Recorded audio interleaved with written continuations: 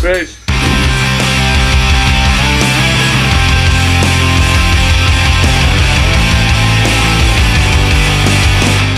Yeah, you've got to lay your heart and sleeve and think about what matters to you.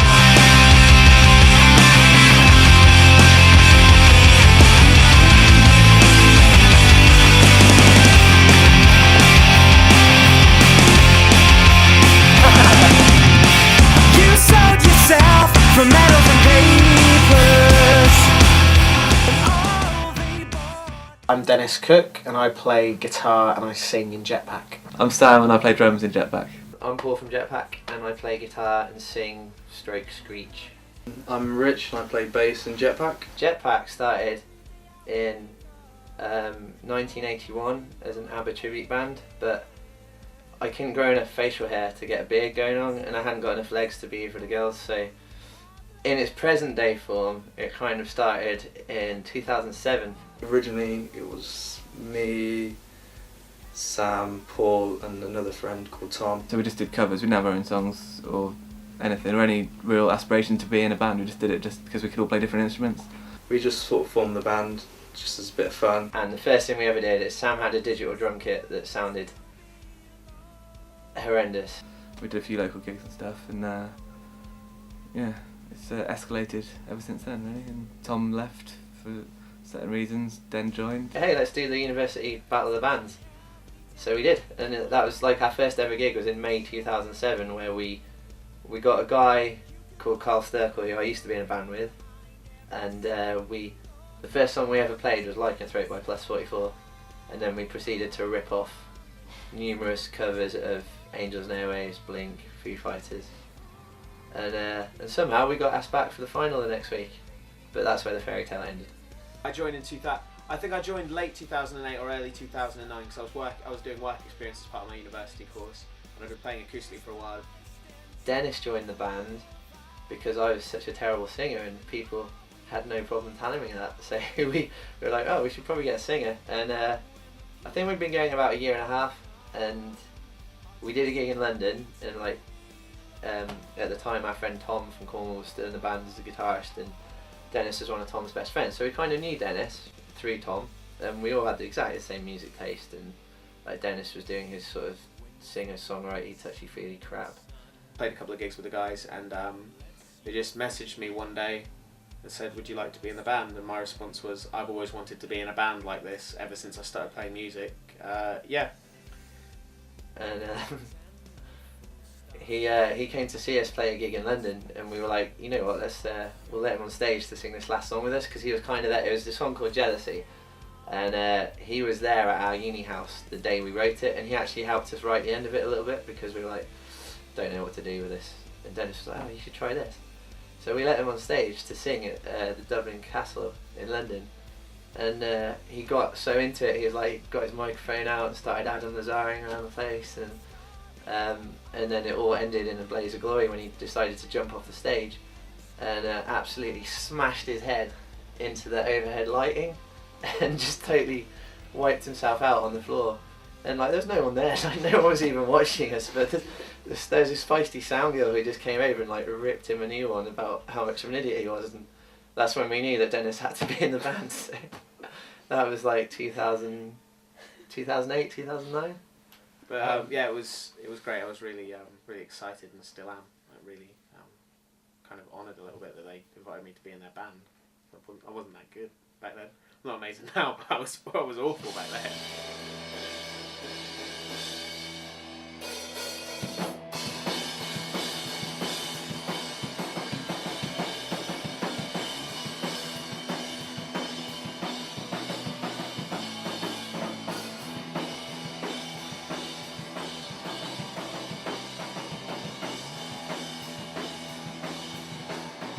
In terms of the process in which we write, it can go a number of different ways. Like Paul and I normally will write the skeleton of a song and we'll bring it in, but we've had things before where I've written like a chord structure, I'm not happy with my lyrics or melodies, so Paul writes the lyrics and the melodies to it, you know, we add to each other's stuff, but on the whole it is a collaborative process, because once the skeleton's there, we will demo it, and then it'll be, Sam, look at the drums. What do you think here? Rich, what do you think of the bass? So it's genuinely a collaborative process, and it seems to come quite easy. Although it's frustrating when you can't get it right. Yeah, like writing new music is, you can't plan for it. I've heard some bands say where the manager sort of forces them to sit down and go write a song, and I just couldn't do that.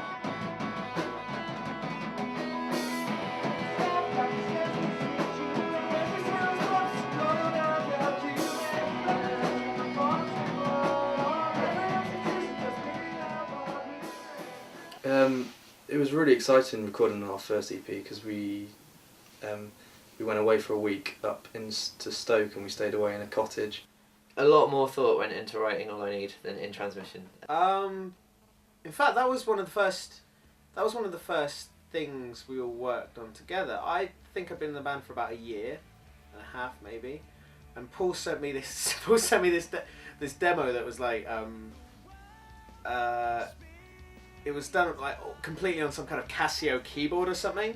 The drums, I think Paul said the drums had kind of stuck in his head. He had a rhythm and he put the music to it, and it sounded like a panpiper, an ocarina was singing the vocal line.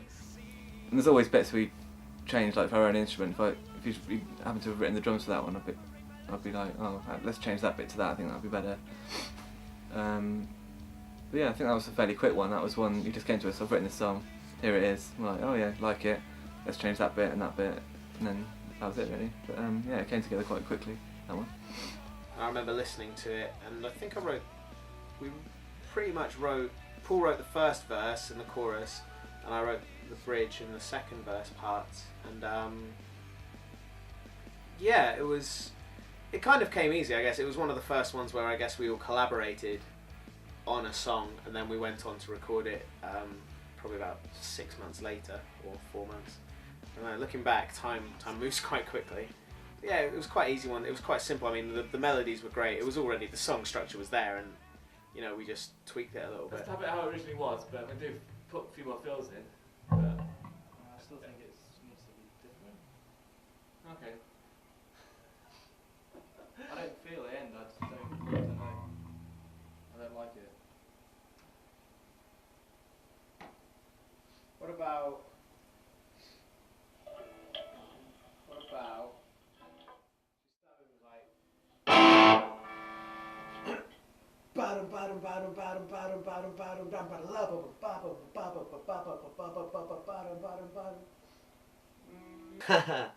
Oh god, I hate rehearsal. I hate it. I just laugh when a song goes wrong in rehearsal, and I keep a mental note of how many times someone's messed up, and as long as I've got the lowest score at the end of it, that's a good rehearsal. It's good. It's good. I try and see it on a serious note. I try and if the same mistake's happening in the same part over and over again, it's great because we can look at it, iron out any problems. But other than that, I just try and have a bit of fun at rehearsal to stop it getting monotonous.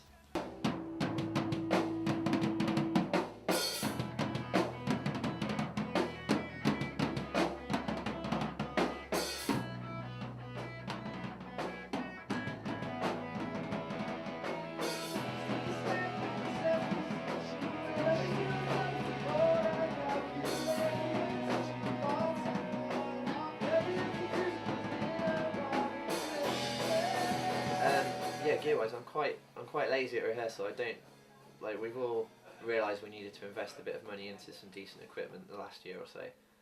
So really, what we use on stage is a lot more complicated than what we use in the rehearsal room. I personally tend to strip back a little bit. I use a different guitar usually, and I just use my amp. Where if I were playing live, there's usually a specific guitar that I would use to get the sound that I want. Loads of effects pedals, things like that. I'm even talking about buying a tiny little orange amplifier to take to practice just because it's less to carry. I'm that lazy. Again, back in the day we practiced whenever we could, but there's always a reason not to for certain weeks. We didn't used to rehearse enough. We started at uni and we used to practice every day. We'd go through the set every day in Sam's bedroom, and then when we moved back out of uni we sort of didn't practice as much, and it really helps keep you tight. You just need to practice. We practice every Wednesday now, and whenever else we can, just to be as tight as possible. And I think in the last year since we started just being a bit more regimented, we've started sounding a lot better and a lot tighter live. So I think although it's a weird concept because bands usually aren't very organised or very regimented, I think it's good to sort of know, right, at this time, on this day, we're in this place for business, essentially. It's a good idea. But focus is important. It's what we've learned over the past year or so. Practice it's like the work part. Live's fun and you've got to, you know, work at that, but in practice room you've got to be very critical of yourselves, and we're all very open. So if somebody thinks somebody's shanked something or if it's not right, you know, we tell each other and we just get on with it.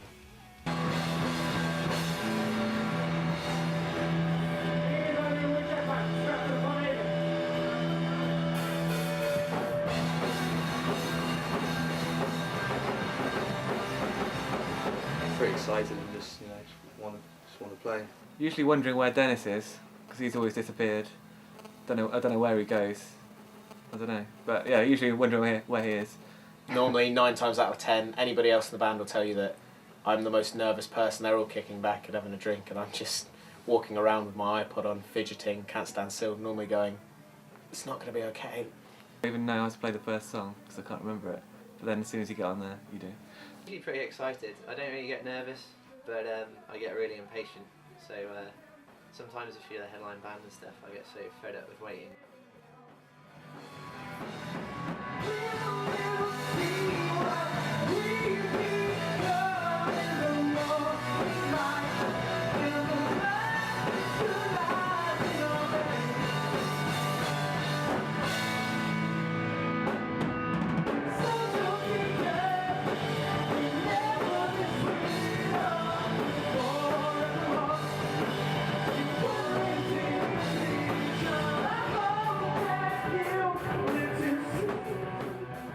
I think they should perfect their craft, really.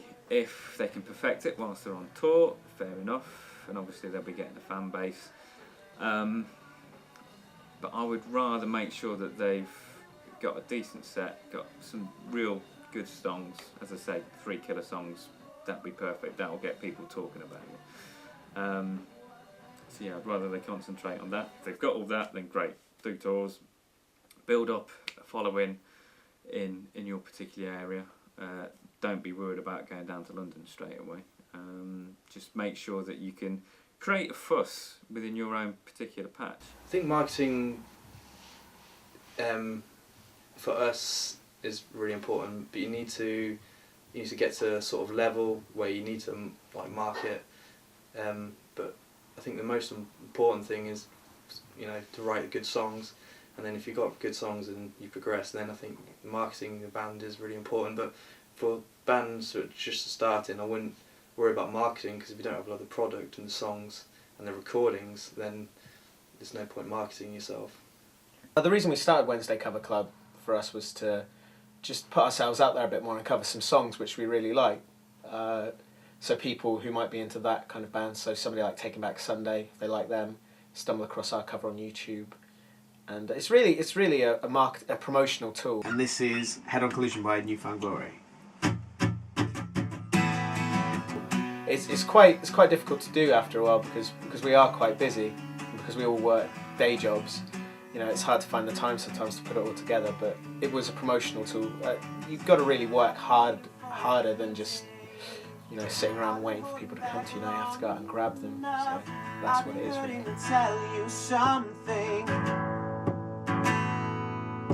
It's not the falling of the temperature that's making all our bones run cold. It's the breeze you made, the presence felt when you're around me.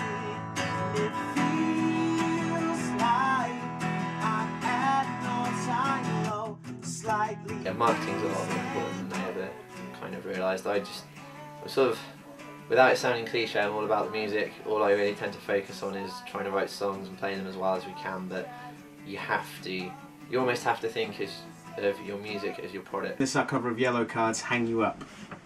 And you're trying to sell it to the relevant people, and it sounds quite cynical, but it's an industry at the end of the day, and sure, you want to do it for a career because you love it, but you've got to realise that you have to sell what you do to people as well, and that's where marketing comes in. I'm waiting still.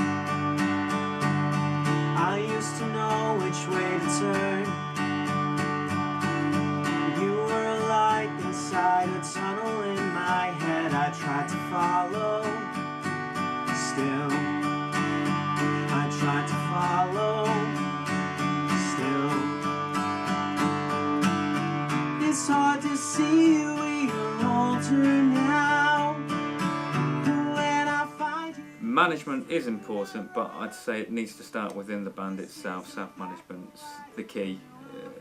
A lot of musicians, notoriously lazy, I have to say. They often great at their creative side, but not so great at the other aspect of music, which is obviously getting people to listen, getting gigs organised and things like that. So I think they have to start from within. Maybe that eventually they do have to take on someone external to the band to have that little bit of a, I guess, be able to step back from the whole creative process and just be able to say, well, actually, you need to be doing this, you need to be getting this gig and stuff like that. So yeah, management is key really in the end. But different levels, and as long as the band members are willing to accept responsibility, then that's good.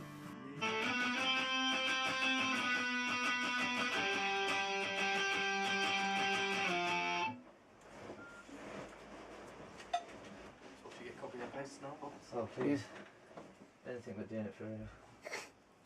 Self-recording, yeah, it's good for demos, period, but some can actually be decent enough to be broadcast. A lot of bands that obviously play on mine, I am quite impressed at the level of production, and then you find out that it has still only been produced in their bedroom or front room, and the amount of kit that you can get, the power of computers these days, you can get a really polished recording. I think studio recordings are really important for bands. Good quality studio recordings are important because you want to get your music played on radios, so that, that's really important. If you don't have good quality, then you won't be able to play them on the radio.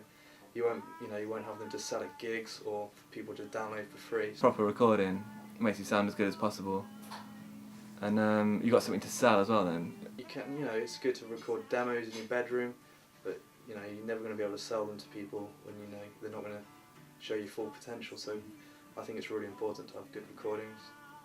Incredibly important. Things shifted for us as soon as we started recording. People took us a bit more seriously. There's a fine line though, because you still have to be a good band.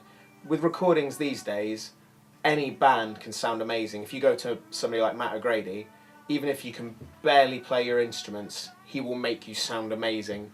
And it can be a bit of a letdown for people if they see you and you don't live up to that. But since we've started doing proper studio recordings with people notice us and offer us things. And it's slowly getting to the point now where every time we release new stuff, more people are being interested in us from within the industry. When I'm choosing bands, there's nothing in particular that I'm looking for other than a decent song, really. Now, it could be really well polished. Bands may have been to a studio, or it could be a kid in his bedroom just banging out a tune on his acoustic guitar. But as long as there's a decent tune, as long as there's a really good song, then really that's what I'm looking for. 1, 2, 3, 4. Let's take a step back, assess the situation. Every single step is so cold and calculate. Every repetition, my thoughts and blood all blazing. Every execution tells me apart, remake me. And this isn't the first time, sure as hell it isn't the last time. Everything just stops.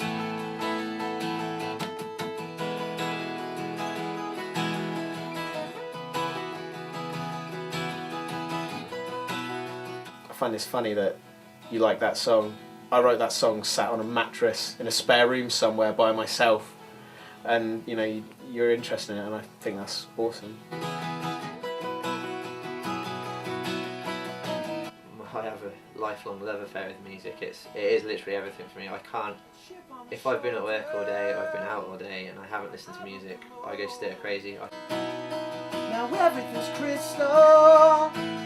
I just want you to know that this isn't the first time, sure as that isn't the last time. All the lights slow down.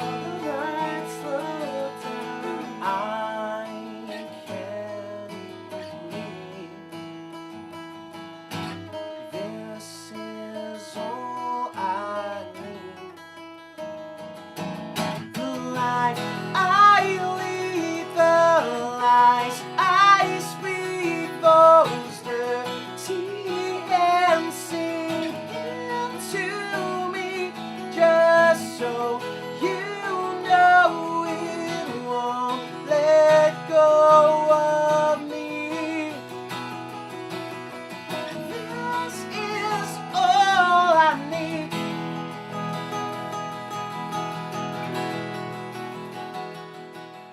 bands have to constantly release music these days.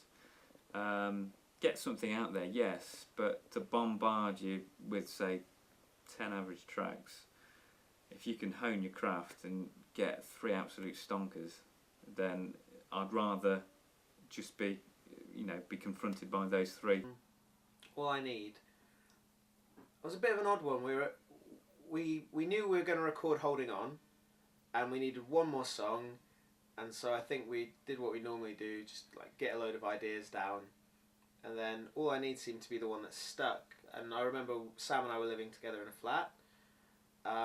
It got to the pre-chorus and Sam did the drum parts because I was struggling. But for me it was quite exciting because the first time I sort of heard it, that it was completely different from the finished product. So we changed it quite a few times and a few different bits. We really changed it, and then we sort of ended up like what it is now. Matt O'Grady is a gentleman from Surrey who records You Me at 6 and Death of Anna, and we prefer working with him over other producers just because he just gets where we're coming from and he's got the same influences, and he's one of those people who just tell it to you straight. Like if he thinks something's not working, he's honest about it. Writing All I Need was a really interesting experience because it may never have happened, and by that I mean we recorded with Matt O'Grady, great producer, hell of a long waiting list, and we knew we had this block of time booked with him. This is the first time we're going to him, and he's like the best producer we've been to. So we needed like 2. Well, we had to write 2 best songs, we thought, just to really get our money's worth. And Dan had written a few demos, and we'd all sort of chipped in on a few ideas. And as the weeks went by, we just couldn't find the second song. We were going through demo after demo. We were throwing away so much stuff, just going, this isn't good enough, this isn't good enough. And in the end, Dennis sort of threw out an idea, and it was never any more than, that's got potential. But then we all started chipping in a little bit, and the way our other influences and bands and stuff probably all helped us go, that bit in that song, I like the kind of vibe they're doing there, what can we do to get that same sort of feeling across? And in the end, it's a lot of good things have come from that song. It's almost been our breakthrough song at this stage of our career. So it was completely natural. Everyone was involved in it. It's everything you'd want when you're writing a song as a band, really. And then we just sort of worked and worked and worked in the weeks building up to it, and then went to the studio and recorded it. So it was good. Before we went to the studio, we put the glockenspiel in.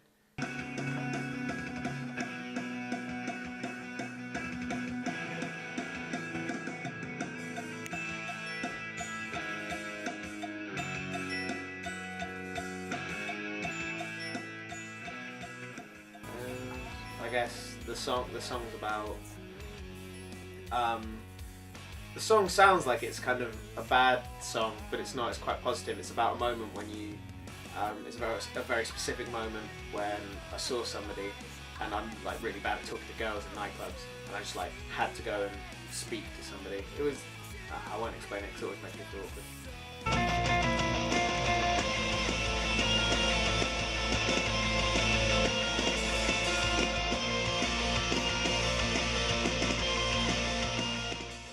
I wrote. What happens with a lot of our songs is that one of us will write a song, or I know sometimes it works for me, is that I'll write a song and I'll write lyrics and a melody, and then another idea will present itself from Paul, or maybe somebody else will come up with something, and then we strip parts out of old songs and put them into new songs. So demos which were just ideas kind of get grafted onto new songs, and that was I'd written it. It was. I wrote it in the kitchen, my dad's house, probably about 2 years ago. I wrote that part.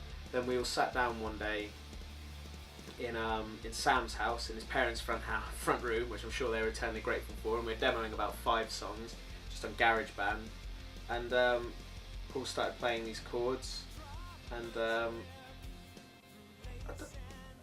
it just came from there. I think we just grafted one idea onto the other, and it just worked really well. And the bridge was the most painful thing we've ever had to do. We stood in a practice room. We don't normally write in a practice room. We don't really practice songs full band until we practice them acoustically sufficiently enough for them to be good, and we all know what we're doing.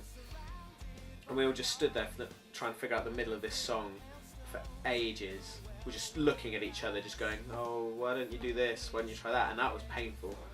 But yeah, it was written. It was really collaborative. It's what we always seem to do. Somebody will come in with a core idea, and then everybody just picks it apart, and we make it the best we can. And Paul always talks about, and it's completely correct, like when we think we finished the song, there's always that trying to squeeze that extra 5% or 10% out of the song. Oh yeah, we're really happy with this song, but let's just squeeze it a little bit more, challenge ourselves, make it a bit better. What the harmony's doing, the studio perks that you're going to put in that are never going to be played live, but how can you just add and layer? Yeah, that was quite an easy one to write, and again, collaboration. That's me, master of riffage. I guess that's my role in Jetpack these days.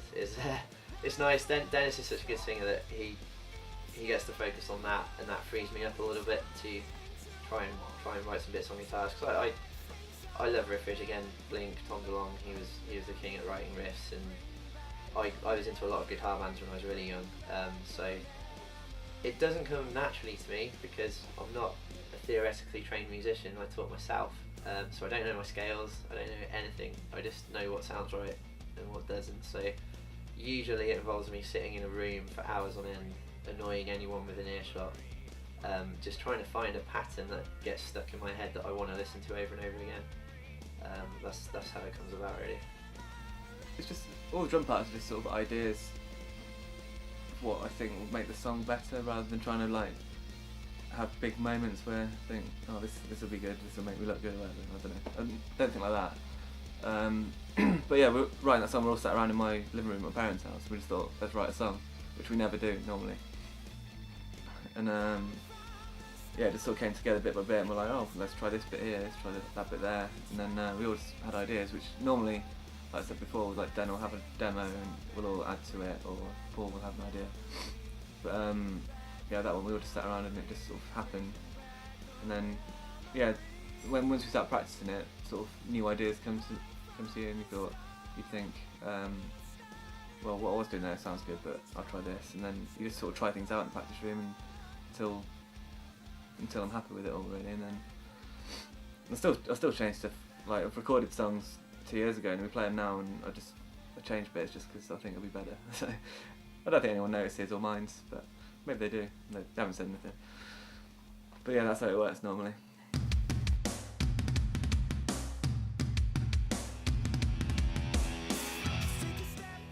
Next for Jetpack is I want to say it's make or break. It's not, but it's things feel like they're starting to go right.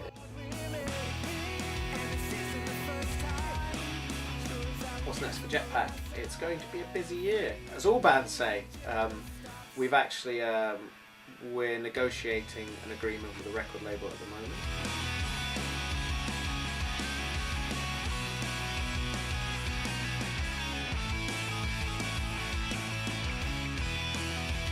And that maybe we're starting to get a bit of attention from the right people, and it feels as though we've spent 5 years kind of cutting our teeth and working hard and trying to make a name for ourselves, and we've almost taken it as far as we can by ourselves. Now everything's crystal. I just want you to know. We've got a new video coming out, and then I suppose we're going to start looking at playing some festivals in the summer.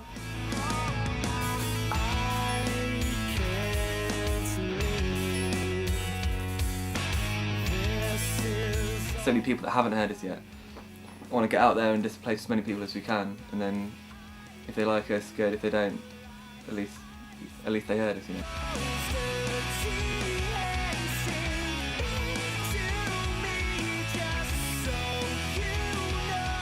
Yes, it's going to be very busy but exciting, because it's going to be really our big push for this CD and all our music. So it's going to be a good one.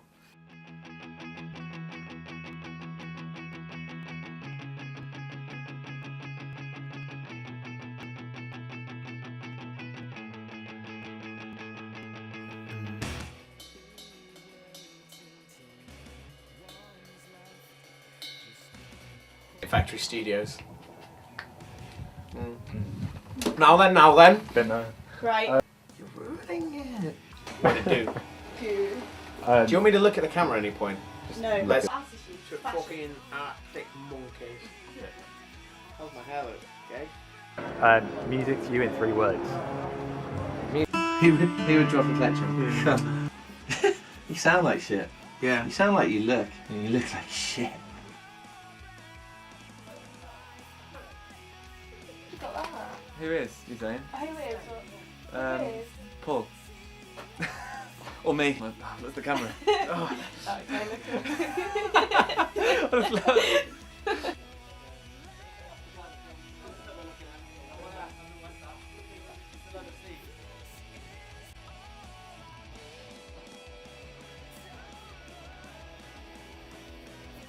Can't sing. Not as in you can't sing, obviously not. It's not very nice. Because they're all pussies.